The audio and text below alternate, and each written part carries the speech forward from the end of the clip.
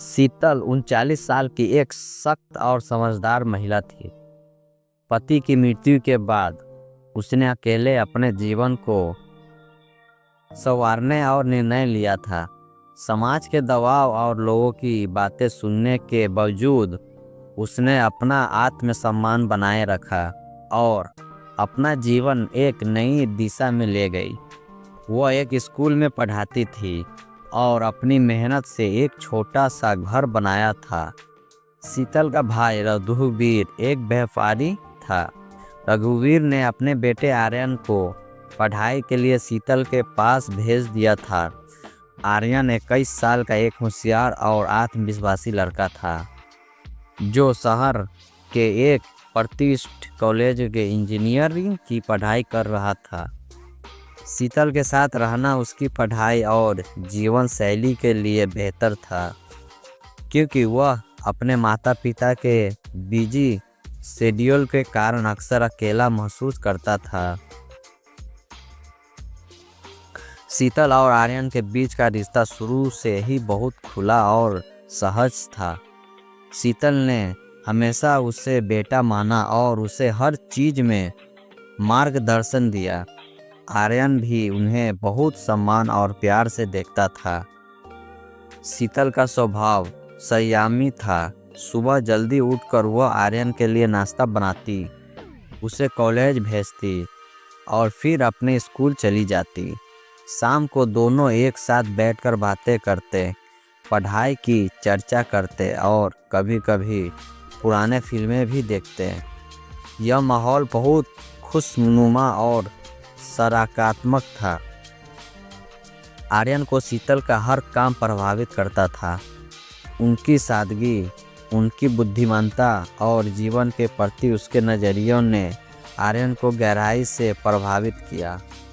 कुछ महीने बाद आर्यन को महसूस होने लगा कि वह शीतल के प्रति एक अनोखी और अजनबी भावना विकसित कर रहा है। यह भावना उसकी समझ से बाहर थी। वह जब भी शीतल को देखता, उसके मन में एक गहरी कोशिश महसूस होती। शीतल जब भी घर के काम में व्यस्त होती तो आर्यन उसकी तरह देखता रहता। उसकी सादगी में उसे एक अनोखा आकर्षण नजर आता। वह यह सब समझ नहीं पा रहा था कि आखिर ऐसा क्यों हो रहा है। कॉलेज में उसके दोस्त ने भी यह बात छेड़ दी। यार, तेरी आंटी बहुत खूबसूरत है। सच कहूँ तो तुम्हें बड़ा नसीब वाला समझता हूँ, उसके एक दोस्त ने मजाक में कहा। यह बात आर्यन के मन में गहराई तक बैठ गई। उसने पहली बार इस बात को गंभीरता से सोचा, क्या मैं वाकई उनकी तरफ आकर्षित हूँ? उसने खुद से पूछा।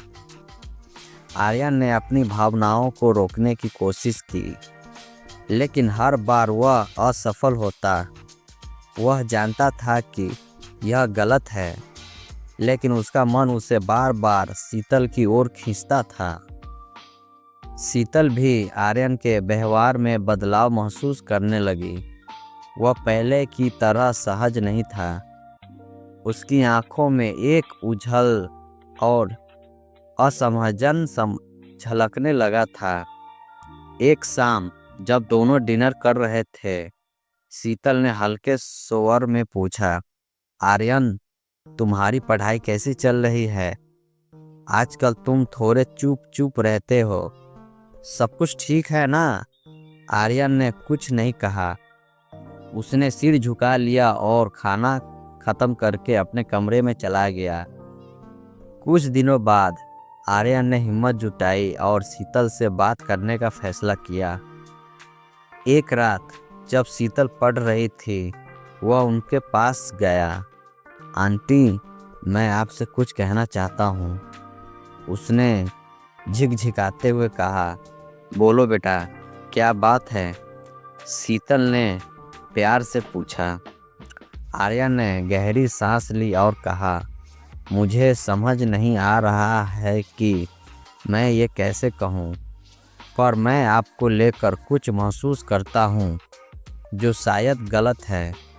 मैं खुद से लड़ रहा हूँ लेकिन मैं अपनी भावनाओं पर काबू नहीं कर पा रहा। शीतल यह सुनकर चौंक गई। कुछ पलों तक वह कुछ नहीं बोली। फिर उसने शांत स्वर में कहा, आर्यन, तुम जो महसूस कर रहे हो वह तुम्हारी उम्र और परिस्थिति का असर है। तुम्हारी भावनाएं असली नहीं है, यह केवल एक भ्रम है। शीतल ने उसे पास बैठाया और प्यार से समझाया, देखो बेटा, जीवन में हर रिश्ता एक मर्यादा में बंधा होता है। मैं तुम्हारे लिए माँ समान हूँ। यह भावनाएं अस्थायी है। तुम अभी युवा हो और यह सब तुम्हारे मन के केवल इसलिए आ रहा है क्योंकि हम साथ रहते हैं, पर इसे अपने जीवन का हिस्सा मत बनने दो। आर्यन ने आंसुओं के साथ कहा, मैंने आपको कभी ठेस पहुंचाने का इरादा नहीं किया। मुझे माफ़ कर दीजिए। मैं खुद को संभालने की कोशिश करूंगा। शीतल ने मुस्कुराते हुए कहा, मुझे तुमसे कोई शिकायत नहीं है, लेकिन याद रखना, सच्चा प्यार और आकर्षण वो होता है जो सम्मान और मर्यादा के दायरे में हो। अपने जीवन को सही दिशा में ले जाओ। मैं हमेशा तुम्हारे साथ हूँ। उस रात के बाद आर्यन ने अपनी भावनाओं को समझा और अपनी सोच को बदलने की कोशिश की। उसने खुद को पढ़ाया और कैरियर पर केंद्रित कर लिया। शीतल ने भी उसे प्रेरित करने में कोई कसर नहीं छोड़ी। समय के साथ आर्यन ने अपने जीवन में नई ऊर्जा और सकारात्मकता लाई। उसने शीतल के प्रति अपने रिश्ते को नई नज़र से देखा और उन्हें मां समान समझा। शीतल और आर्यन का रिश्ता पहले से भी मजबूत हो गया, लेकिन इस बार यह रिश्ता पूरी तरह से स्पष्टता और विश्वास पर आधारित था। रिश्ते विश्वास, सम्मान और मर्यादा पर टिके होते हैं। किसी भी भ्रम या अस्थायी भावना को रिश्तों के बीच नहीं आने देना चाहिए। सही मर्यादा, सन और समझदारी से रिश्तों की गहराई को और मजबूत बनाया जा सकता है।